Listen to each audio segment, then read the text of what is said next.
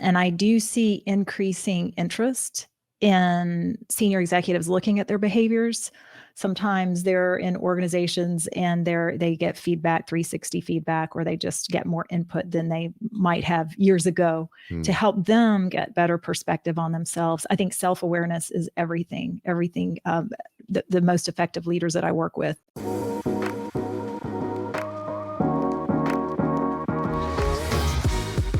Hello and welcome to Love as a Business Strategy, the podcast that brings humanity to the workplace. We're here to talk about business, but we want to tackle topics that most business leaders tend to shy away from. We believe that humanity and love should be at the center of every successful business.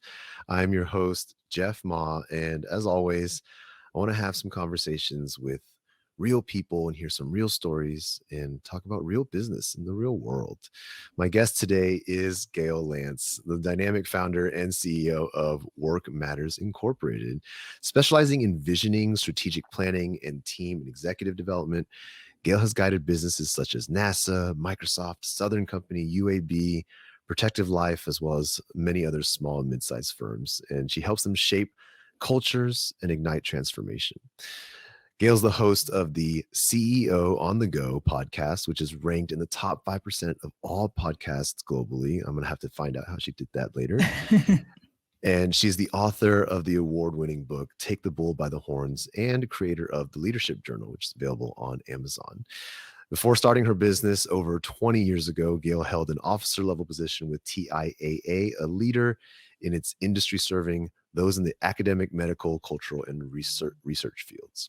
Her voice and her work have been featured in local, national, and global business publications, including Business Week, Harvard Management Update, Fast Company, Wall Street Journal Online, and the New York Times. A regular voice in elite publications from the Wall Street Journal and New York Times, as I mentioned, she's pushing the boundaries and redefining what's achievable. So please join us as we dive deep into the thoughts of Gayle Lantz. Welcome to the show. No. Gayle. Hey, thanks. Gayle, such an amazing kind of resume of things that we just listed, but I always am most curious out the gate about you as an individual, as a human, and especially where your passions kind of reside. Can you share a little bit about what you're passionate about and how you found that passion?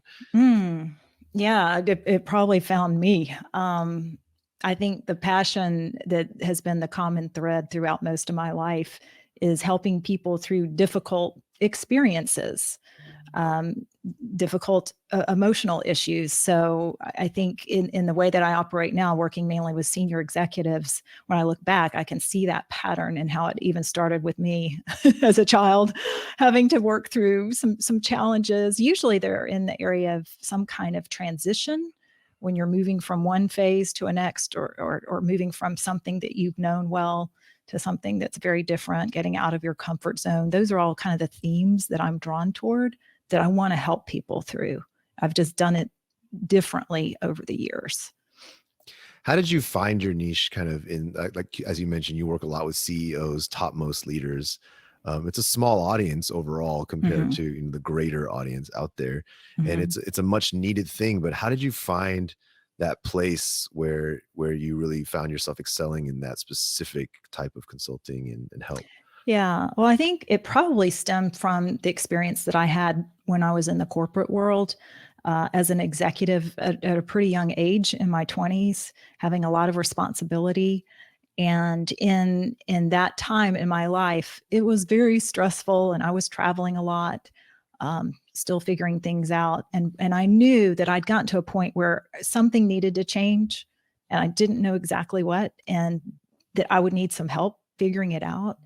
And so I sought out an executive coach at the time when I was in that place in my life and my work where I just knew there's something else that I need to be doing. Something here needs to change. I just couldn't do it on my own. So I think that kind of grounded me in the path that I took to want to work with other people who were kind of like I was, where they had been in their career for a while, working in high-level leadership roles, but they just needed a kind of a voice of reason or a thinking partner to help them move through some of the difficult situations. So I think that's probably where I started applying that to the executive market.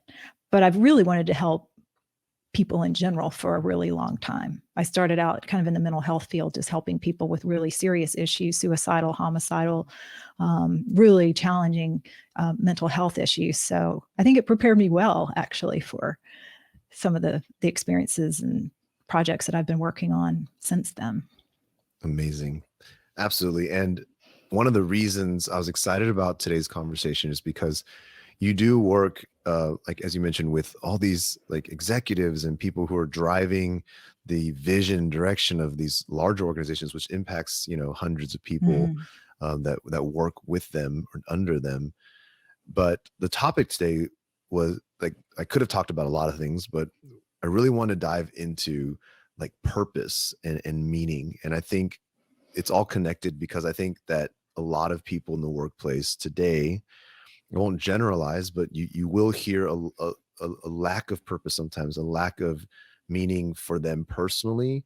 And it's tied often to also the organization and indirectly or directly to the leaders in the organization. And there's this thread that's sometimes missing between a business's vision and their kind of values and they're just what they're out there to do, and how leadership represents it, how they bring that forward, and how they drive that through and down to each individual. And there's so much power when we talk about culture and we talk about love as a business strategy that's driven from having that purpose. And so I really wanted to pick your brain today around this topic, and hopefully you can kick us off, maybe almost like a 101, if you will, when you say purpose driven.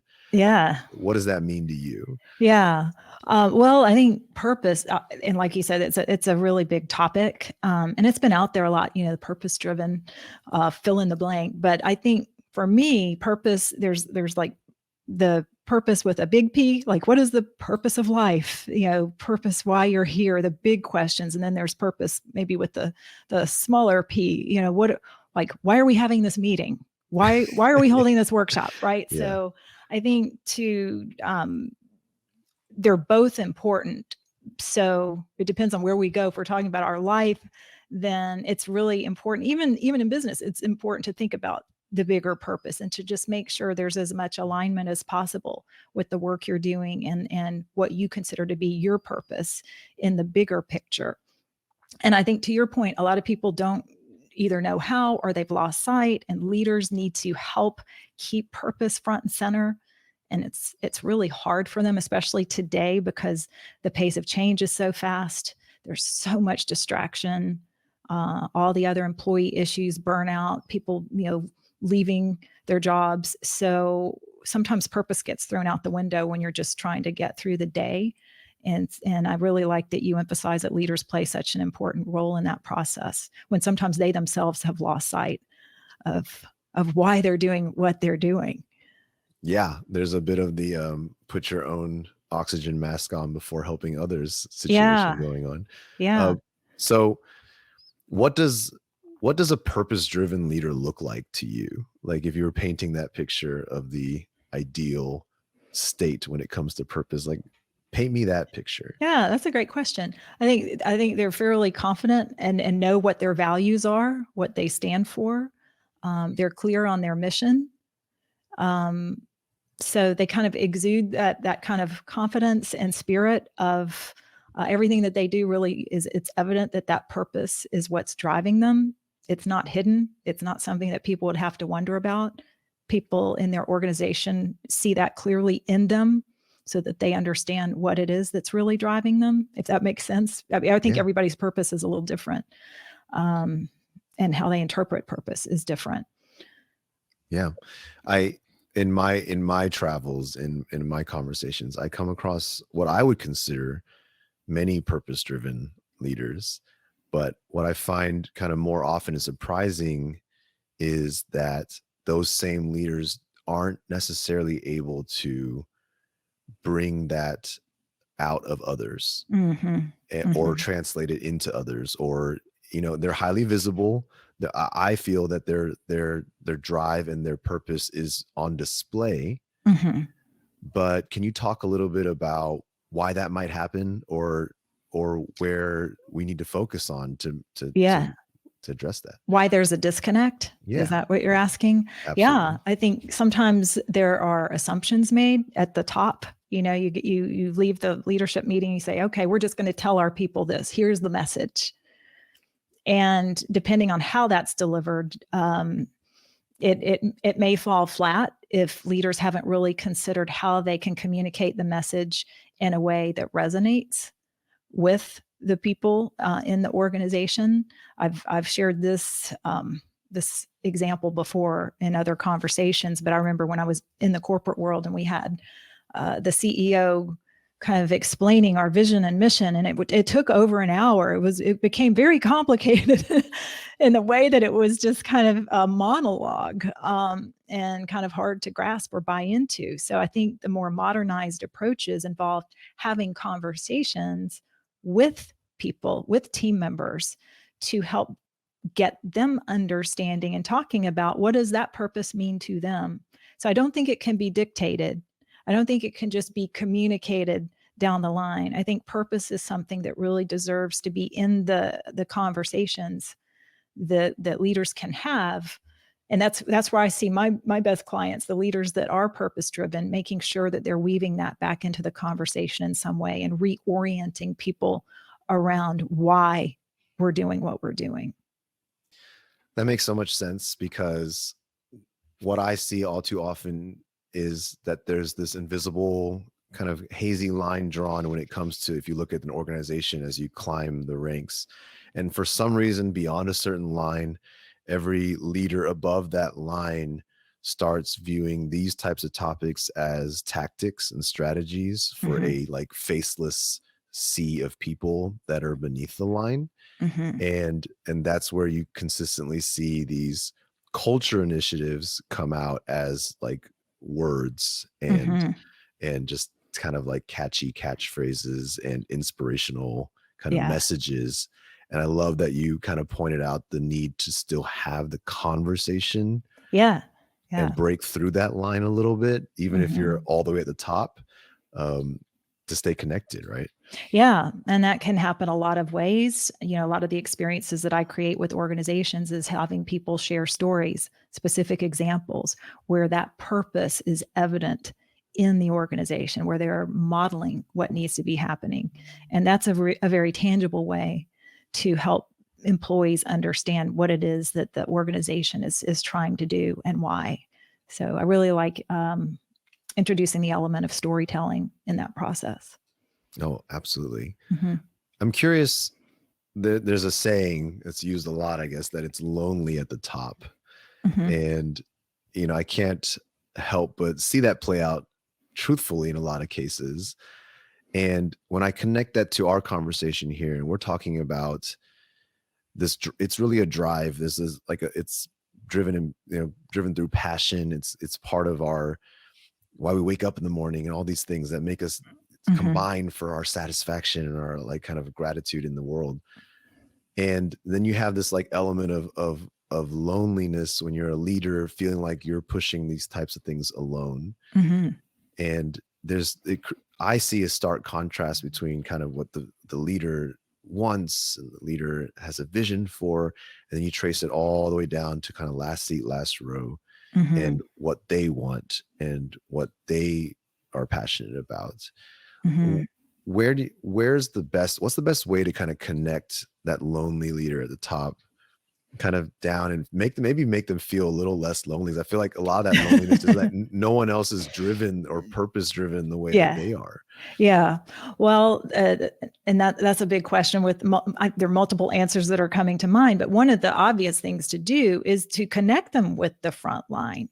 just to have them spend more time there, to understand, to build relationships at all levels within the organization. Part of the problem, it can be structural if the top leaders are more isolated and they really don't have the opportunity to engage with people at all levels. So there are ways to create that. And even apart from town hall meetings and that kind of approach where you just pile a bunch of people in a room and you're asking questions, I'm talking about having a coffee, a one-off, join me for breakfast. Like, I want to have a one-on-one if I'm a CEO or a senior executive, just for the purpose of listening, just to get a pulse on what's going on. No pressure. I'm just wanting to make sure I understand what the issues and challenges are and how I can help support you. So it doesn't need to be a formal interview process. It doesn't need to be a formal mentoring program. I know there are a lot of them out there, and that can be great too. But it really does not have to be complicated. It just starts with the intention to reach people within different parts of the organization and to foster that conversation among each other too, because chances are it's not just the leader at the top, there are other leaders as well that probably need to be better connected to other parts of the organization. So perpetuating that. The other answer that came to mind is helping leaders who are feeling lonely to find their own peer networks. And bounce some ideas around with some of their peers. I run those senior executive and CEO peer groups as well. So there you might find some ideas based on what someone else is doing, who's feeling the same way, and getting some outside perspective that can be really valuable too. So that makes sense. Yeah. A theme striking through here in the conversation: CEOs, get out of your office. Go talk to people. And get out of your head. That's the problem, because a lot of times you are the only one that knows kind of all the moving pieces, and you feel such pressure, this heavy load. So I think it's really important to get the other perspective and inspiration too that you can find from other people who are doing similar things and who can support you in the work that you're doing. Gayle, I know you work a lot in kind of like the visioning, the planning, strategic kind of side of things. When working with leadership in this context, how often would you say, behaviors come up? I feel like there's a lot of, and this is like a loaded question because, obviously I have my view on this, but I think a lot of leaders have a lot of problems to solve, a lot of, more problems than solutions. And as leaders, you're looking for that plan, you're looking for that strategy, you're looking for that tactic to guide you through it and make it make sense. And I feel not often enough, we're putting that to the side a little bit, and also talking about behaviors. When I say behaviors, I mean like how you actually kind of have self-awareness about yourself, how you show up in an actual space, how you present yourself, how you communicate, and all those things. Where's that sit in your formula?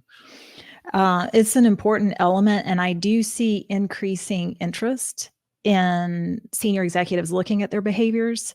Sometimes they're in organizations and they get feedback, 360 feedback, or they just get more input than they might have years ago to help them get better perspective on themselves. I think self-awareness is everything. The most effective leaders that I work with are self-aware, or they're working on that. It's something that they understand is so important. And they're even going so far as to identify some of the key behaviors that they would like to model or take on. I'm a huge advocate of not trying to be somebody that you're not, leveraging your own natural strengths and way of being and the way that you behave naturally. However, that being said, sometimes there's some tweaks or some adjustments that you can do to help make you more effective. There are assessments that you can use that help pinpoint some areas that might want to help improve effectiveness too. So I think behavioral and communication styles specifically are incredibly important. And I'm excited that more companies are putting a stronger focus on that. You can have the best strategy. You can map out the most beautiful plan, have all the steps. It does not matter if you've got people who are misunderstanding each other, or where there's conflict created, or they're not talking to each other. to make it happen. And so that's, I think that's a really important part of the process. Agreed. And it's usually becoming more important after you've had a major problem. Yeah, unfortunately, that is true. It generally seems to be the case. That's when I get the phone call, at least. Yeah. Yeah. When it comes back to coming back to purpose, and when it comes to what would you say to a leader who may not have a clear statement or an understanding for themselves of what their kind of purpose and their drive is? Maybe like Yeah. I just want to make money. I want to make this company Yeah. successful. I just want to be, business, like the top of the business world. Yeah. How do you help them out? Yeah. So first of all, I would say that's perfectly fine. There's no judgment here. I think if they're eager or curious to know what is my purpose, to help them understand that it's not something that you necessarily have to work hard at figuring out. I believe that your purpose is there and that it can be revealed, that that you have a lot of stuff in the way. I don't know how to describe this in the best way, but maybe you can relate to it. You're super busy. You've just got all these things that you're doing. So you have a lot of stuff that's in the way that's keeping you from even seeing what the purpose is. And I also think that your purpose can change over time, depending on what you experience, who you are. I know that's been my personal experience when I was well into my business, probably 10 years or so. And my dad became very ill. He had Alzheimer's, and I had to take about a year off. Our family was really trying to help him. And I started learning about dementia all the time. Like, I kind of put my business on the side. My purpose, which ordinarily, work matters, want to help companies bring more meaning and purpose to work and help engage employees and create great leaders, all that I didn't care about at that moment, given the personal issues. I felt like my mission, my purpose at that time was to help educate people about the importance of learning more about dementia and how to cope, because that's what I was doing. And I flew to the Alzheimer's Association in Chicago, started building relationships with them. I felt like a different person had emerged, at least temporarily. And that became my purpose at that time. Different from my business purpose. I think you can kind of have multiple purposes too, but that was the one that was front and center that I felt like I had to act on. And I still feel strongly about it today, but I remember feeling like there wasn't much I could do to help him at that point, but I wanted to help others. And I actually ended up speaking at one of their corporate partner events just by building that relationship. And then I came back after my dad had passed and said, okay, I'm going to re-enter my business and kind of reestablish what my new purpose is. And I think that my business has also progressed differently because I sense that I still have an underlying purpose of wanting to help people and organizations move through change and transition and difficult experiences, but the way I do it has shifted. And I think the perspective that I had, even because of what I experienced with my dad, makes me better at what I'm doing in this next iteration of how I'm evolving my business. Does that make sense? Absolutely. And I really appreciate you sharing that story. Thank you for that, because not only is it an important kind of humanizing element of who you are and what you bring to the table, but it's a amazing, almost an aha moment for me, in the sense that, like, when we talk about purpose, I guess I'm guilty of kind of framing it as this like calling from a from a higher place, and this thing that is like so well formulated and kind of like you just like stays with you from like all your life. The perfect statement. Yeah. Yeah. And I love that it's just real. It's like in the moment, it's what you can't stop thinking about. It's what you want to make happen. And that can be your purpose, and it can add on to another one. You can shift from here to there. And I think that's really important for my mindset, at least, to shift around what it means to be purpose driven. Yeah.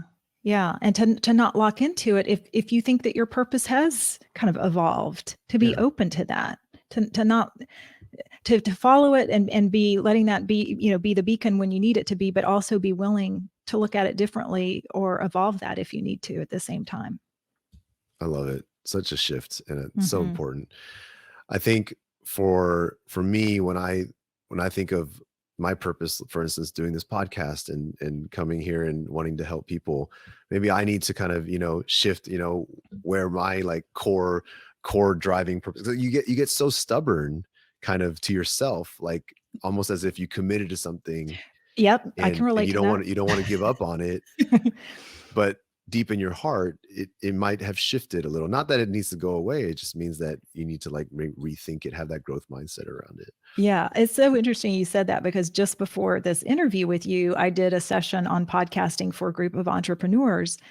And we started getting into questions about what technology do you use and how many episodes should you have and how long should they be and how do you run it and all that. And finally, I just really wanted to leave them with the idea of, why do you want to do it to start with? What is the real purpose for wanting to start a podcast or be a guest on a podcast? Like, get clear about that. And I hope that helped them, because it's so easy to get swept away in all the tactics and you could do this and you could do that, when at the end of the day, about everything, not just about the podcast, but to really step back and go, why is this important? And is this important now? And how is this, purpose driven in the moment?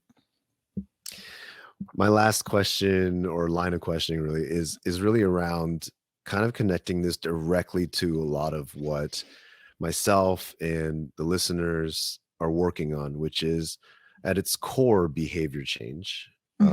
It's a mindset change, it's an attitude change, it's a lot of things, but at the end of the day, the hope is that we can find ways for ourselves and to help others around us, of course, make a difference in terms of how we show up, how we treat others, and how we react to being triggered, and how we do those things. And so to me, that's always been very connected to purpose. You have to understand kind of what it is you care about, your own case for change. Like change doesn't just kind of impart itself just because you think it's a good idea. You have to care enough for that change to happen. Yeah. So my question comes along the line of, how do you, I know we're saying find your purpose, and it can be different, it can be malleable, but to me, I think it's really important for people to find some part of their purpose connected to kind of helping, or at least being something positive for their organization and those around them, from like a human element of care. And I think it's to me, I firmly believe that it's in all of us as humans. That we naturally care. We naturally want people to be happy around us. We want to make people happy. And somewhere along the lines, work needs and stressors and things like that kind of turn that into, sometimes toxic environments or unhealthy relationships. I'm trying to word the question, and I haven't really gotten to it, but I'll put it very bluntly. Like I want to be able to change people's purpose, or at least add to people's purpose, an element of care and love, really, if it doesn't already exist, or if I can elevate that within their purpose. I see where you're coming from. Do you have any advice for me? I would say be careful about trying to change anyone. However, you might be able to influence or share what it's meant to you, show the power that it can have, help others tap into what they do truly care about. I do think, kind of like you, at the end of the day, people are probably driven by something that is very, like you said, oriented around helping human beings in some way. I don't think it can be forced. I don't think it could be imposed on. I think all you can do is continue to do what you're doing, exposing people to different ways of thinking about why they do what they do. Talking about love as a business strategy, as a means to challenge their thinking and open up new opportunity for them to perhaps broaden or shift, whatever's driving them. I try to honor whatever is someone's purpose or however they express it, because I think, who am I to tell them? Even though I kind of share your belief about how important it is, I just know how difficult it can be when you're trying to make that happen.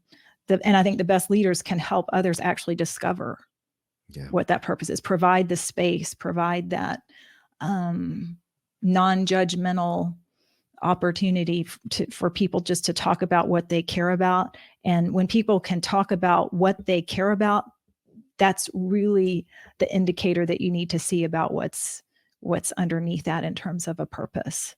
So leaders can stir up that all they want, and stir it up in themselves too. If they've lost it, to your point, if they feel like they are at a juncture where they need to do something different or new or iterate to the next level, to ask themselves the questions, what is it that really lights me up now? What am I on fire about? What do I care about now? So that they can relight that fire and have that ultimately lead them in a direction that makes sense. That's helpful. Thank you. Yeah. Real quick, can you talk a little bit about Take the Bull by the Horns, the Leadership Journal? Oh, yeah. Tell me a little Thanks. about those things and where people can check that out. Yeah. Well, Take the Bull by the Horns came out a number of years ago. It was my first book. And I jokingly say my next book is going to be Stop Taking the Bull by the Horns. It does not need to be so hard, right? But Take the Bull by the Horns is a good, easy read with really great tips, questions to prompt you and your team if you're interested in that. Each page is 2 chapters, so super easy read. The Leadership Journal is just simply a weekly tool that leaders can use to help them focus 10 minutes or so once a week to answer the same 5 questions, to challenge their thinking, have them reflect on what really matters, fostering gratitude every week. It's so powerful. So that's another simple tool they can use. And then I'll have a new book coming out, hopefully by the end of the year, but I'm excited that that's coming out too. So thanks for asking.